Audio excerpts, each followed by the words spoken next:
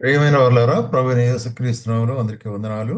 మరి ఈ దినం కూడా మన వాక్య ధ్యానం కొరకై మత్తయి సువార్త ఆ, 5వ అధ్యాయము 16వ వచనం చదువుతానండి. మత్తయి సువార్త 5వ అధ్యాయం 16వ వచనం.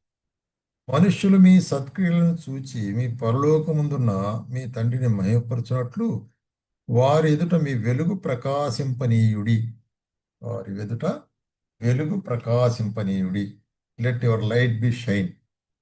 కాబట్టి ప్రియమైన వాళ్ళారా, ప్రభులో మరి యేసు ప్రభు ఏం చెప్తుంటున్నాడంటే, తన ఎదుట ఉన్నటువంటి ఒక జనులు శిష్యులందరూ కూడా చూసి ఆ కొండ మీద ప్రసంగంలో చెప్పేటువంటి ఒక భాగం ఇది. మనుషులు మీ సత్క్రియలను చూచి తండ్రిని మహిమపరచాలది. కాబట్టి దేవుడు నిన్ను నన్ను మరి రక్షించి ఏర్పరచుకున్న ఉద్దేశం ఏంటంటే, మన ద్వారా దేవునికి మహిమ కలగాల అనేటువంటి కార్యం. కాబట్టి మన ద్వారా దేవునికి మహిమ కలగాలంటే ఆయన చేత విమోచించబడిన మనము మన క్రియల ద్వారా దాన్ని నిరూపించాలా అనేటువంటి. కాబట్టి విశ్వాసం ద్వారా రక్షించబడినాము. అయితే విశ్వాసం మరి క్రియలతో కూడా కలిగి ఉండాలి. క్రియలు లేని విశ్వాసం మృతం అంటాడు. కాబట్టే మన సత్క్రియలను చూచి ఇక్కడ సత్క్రియలు. కాబట్టి ఈ లోకములో మనం చేసేటువంటి మంచి కార్యములు యేసుక్రీస్తు నామములో చూసి వారు పరలోకమైన తండ్రి భయపరిచినట్టు మీరు రైట్ మీ వెలుగు ప్రకాశింపనీయుడి అంటాడు. ఆ విధంగా మరి వెలుగు బిడ్డలముగా, ఎందుకంటే యేసు ప్రభు చెప్తాడు, నేను లోకమునకు వెలుగు ఉంటున్నాను అంటాడు. నన్ను వెంబడించువాడు చీకట్లో నడవక జీవపు వెలుగులో నడుచును అంటాడు. కాబట్టి మనమందరం కూడాను యేసు ప్రభువును వెంబడించిన మనము మరి జీవపు వెలుగులో నడిచే వాళ్ళం ఉంటున్నాం. కాబట్టి ఆ వెలుగు ప్రకాశించాలి. ఎట్లాగా? మన సత్క్రియల ద్వారా. అందుకే తిమోతికి రాస్తూ ఏమంటాడు, 6వ అధ్యాయం 18వ వచనములో, వారు వాస్తవమైన జీవము సంపాదించుకున్న నిమిత్తము రాబో కాలంలో మంచి పునాది తమ కొరకు వేసుకొనుచు మేలు చేయువారును సత్క్రియలు అను ధనమును గలవారును ఔదార్యము గలవారును తమ ధననిధిలో ఇతరులకు పాలిచ్చువారునై ఉండవలనని వారికి ఆజ్ఞాపించుము. కాబట్టి ఇక్కడ అపోస్తలుడైన పౌలు తిమోతి ద్వారా ప్రజలకు హెచ్చరించే కార్యం ఏంటంటే, ఎట్లా ఉండాలా? మనం రాబో దినములకు మంచి పునాది వేసుకునే వాళ్ళముగా. ఏంటా మంచి పునాది అంటే, సత్క్రియలు చేయటందు సత్క్రియలు అనేటువంటి ధనము మరి కలిగిన వారముగా, అంటే rich in the good works. మేలు చేయవారును ఔదార్యము కలిగిన వారు. కాబట్టి జీవితాల్లో ఔదార్యము, ఉదారత్వం అనేటువంటిది ఉండాలి. అంటే పిసినార్తనం ఉండకూడదు. విశ్వాసం ఉదారత్వం ఉండాలా. అంత మాత్రం కాకుండా ఇతరులతో మన కలిమిలో ఇతరులతో పాలు పంచుకునే వాళ్ళంగా ఉండాలంటాడు. ఆ విధంగా చేసినప్పుడు అవి మంచి క్రియలు, సత్క్రియలు. దాని ద్వారా దేవుని మహిమపరుస్తారు అందరూ. ఎందుకంటే ఓహో, వీరు మరి యేసు ప్రభు నమ్మింటున్నాడు కాబట్టి ఇటువంటి ఔదార్యం కలిగిన వాడుగా ఉంటున్నాడు.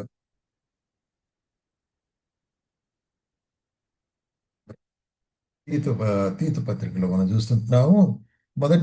2వ అధ్యాయం 7వ వచనంలో ఏమంటున్నాడు ఇక్కడ, పరపక్షమందున్నవాడు మనల్ని చెడు మాటలు ఏది చెప్పనేరక సిగ్గుపడినట్లు అన్ని విషయముల్లో నిన్ను నీవు సత్కార్యముల విషయమై మాదిరిగా కనపరుచుకునుము. నీ ఉపదేశం మోసము లేనిది గాను మాన్యమైనది గాను నిరాపేక్షమైన హితవాక్యముతో కూడినది ఇవన్నీ. కాబట్టి మన క్రియలు, మన యొక్క బోధ, మన యొక్క పలుకులు, మన మాటలన్నీ కూడా యోగ్యముగా ఉండాలంటాడు. ఎందుకంటే పరపక్షముందున్నవాడు అంటే మనకు శత్రువు ఎవరై ఉంటున్నాడు? సాతానుడు మనకు శత్రువు ఉంటున్నాడు. సాతానుడు అనేకుల మూల్యముగా మరి మన మన పక్షంగా మనకు ఎదురుగా నిలబడేవాడు ఉంటున్నాడు. కాబట్టే మరి వాడు ఏ విధంగా మన దగ్గర తప్పు కనుక్కొని లేకుండా ఉండనట్లు మన క్రియలు ఉండాలంటాడు. అట్లే 14వ వచనంలో కూడా ఏమిటంటే, ఆయన సమస్తమైన దుర్నీతి నుండి మనల్ని విమోచించి సత్క్రియలందు ఆసక్తి గల ప్రజలుగా తన కోసం పవిత్రపరుచుకొని తను సొత్తుగా చేసుకున్నట్టుకు తను తానే మన కొరకు కాబట్టి క్రీస్తు మన కొరకు అప్పగించుకునే ఉద్దేశం ఏంటంటే, మనం ఆయన సొత్తుగా, ఆయన సంపాద్యముగా, ఆయన పిల్లలుగా ఉండి ఎట్లాంటి వారము? సత్క్రియలందు ఆసక్తి కలిగిన వారు ప్రజలము. కాబట్టి ఈ సత్క్రియలందు ఆసక్తి కలిగి ఉండటం అనేటువంటిదే మన జీవితంలో ఉండేటువంటి దైవిక వెలుగును మరి చూపించేదిగా ఉంటుంది. వీరు వెలుగు పిల్లలు, చీకటి పిల్లలు కాదు, వెలుగు పిల్లలు అన్నట్టు. కాబట్టి ఆ వెలుగు ద్వారా లేక మన యొక్క సత్క్రియల ద్వారా దేవుని నామం మహిమపరచబడవలసినదిగా ఉంటున్నది. అట్లాగే మూడో అధ్యాయంలో కూడా తీతు మూడో అధ్యాయము 8వ వచనంలో ఏమంటాడు? ఈ మాట నమ్మదగినది గనుక దేవునిందు విశ్వాసముంచిన వారు సత్క్రియలను శ్రద్ధగా చేయుటెందు మనస్సుంచున్నట్లు నీవు ఈ సంగతులను గురించి దృఢముగా చెప్పుచుండవాలని కోరుచున్నాను. కదా, మంచి మనుషులకు ప్రయో ప్రయోజనకరమైనవి. కాబట్టి నీవేం చేయాలంటున్నాడంటే తీతు రాసేటప్పుడు సత్క్రియలను శ్రద్ధగా చేయనట్లు మనసుంచి ఇతరులకు బోధించాలంటాడు. కాబట్టి నీ బోధలో మరి దీని గురించి హెచ్చరించాలంటాడు. అట్లాగే హెబ్రీయులకు రాస్తూ ఏమంటాడు?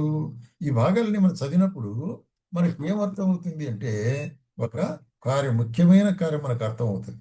దేవుడు మనను ఎట్లాగా ఈ లోకమును వెలుగుగా పెట్టిట్టున్నాడని. చూడండి, అదే హెబ్రీయులకు 10వ అధ్యాయం 24వ వచనంలో కొందరు మానుకొనుచున్నట్టుగా సమాజము కోవటం మానక ఒకరినొకరు హెచ్చరించుచు ఆ, ఆ దినము సమీపించును చూసిన కొలది మరి ఎక్కువగా చేయొచ్చు ప్రేమ చూపటేందును సత్కారం చేయటం ఒకరినొకరు పురికొల్ప ఎన్కరేజింగ్ ఈచ్ అదర్. మనం చేసేదే కాదు, ఇతరులు కూడా పురికొల్పాలి అంటాడు.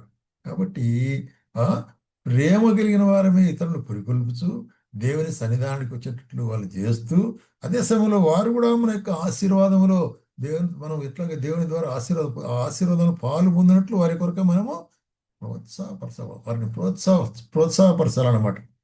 కాబట్టి ఇక్కడ ఆ విధంగా ఉన్నట్లయితేనే అవి మనకు వెలుగుైన జీవితం ఇచ్చేటివిగా ఉంటున్నవి అనే కార్యాన్ని చూస్తున్నాం. అందుకే పేతురు కూడా రాస్తే ఏమంటాడు?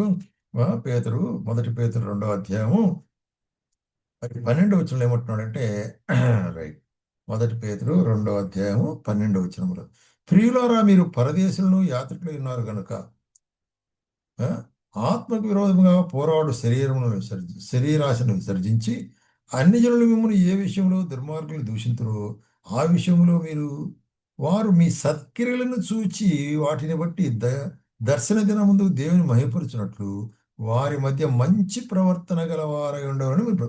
కాబట్టి మన ప్రవర్తన, మన మాటలు, మన సంభాషణ, ఆ, యేసు క్రీస్తునందు పిల్లల యొక్క సంభాషణ, మాటలు, బోధ, ఆ, అట్లాగే అక్కడ చూసినట్లయితే ప్రవర్తన, ఇవన్నీ కూడా సత్క్రియలు చూపించేట్టుగా ఉండాలా అంటున్నాడు. కాబట్టి అలాగుంటేనే ఏమవుద్ది అంటాడంటే దేవుని నామం మహిమపరచబడుతుంది అనేటువంటి కార్యం.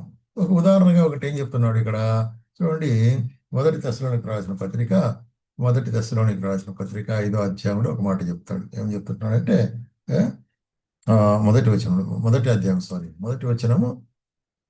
మొదటి అధ్యాయము 2, 3 వచనాలు. విశ్వాసంతో కూడిన మీ పని, ప్రేమతో కూడిన మీ ప్రయాసం, మన ప్రభు అయిన యేసుక్రీస్తునది అందలి నిరీక్షణతో కూడిన మీ ఓర్పును మేము మన తండ్రి అయిన దేవుని ఎదుట జ్ఞాపకం చేసుకుంటూ మరి మీ కొరకే మేము ప్రార్థన చేస్తుంటున్నాము అంటున్నాడు అనమాట అపోస్తలుడు పౌలు. తెస్సలోనికీయుల విశ్వాసులకు రాస్తూ విశ్వాసంతో కూడిన పని.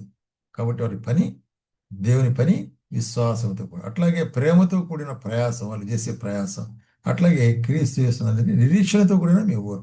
ఇవి మరి కలిగిన వారై ఉంటున్నారని జ్ఞాపకం చేసుకొని ఏం చేస్తున్నారంట?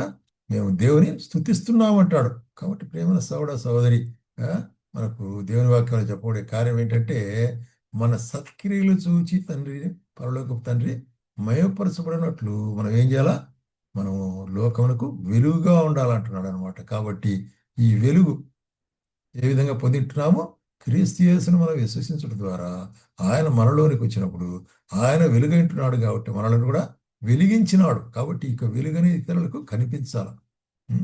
వెలుగంటే సాక్ష్యం కూడా అవుతుంది. కాబట్టి మన సాక్ష్యం అనేటువంటిది, మన యొక్క నడక, మన క్రియలు అవన్నీ కూడా మరి యేసు ప్రభువును చూపించేటివి గాను తండ్రికి మహిమార్థమైనవి గాను ఉండాలనేటువంటి కార్యాన్ని ప్రభు మనకు బోధిస్తున్నాడు. ఆ విధంగా ఉండుటకు సహాయం చేయునుగా.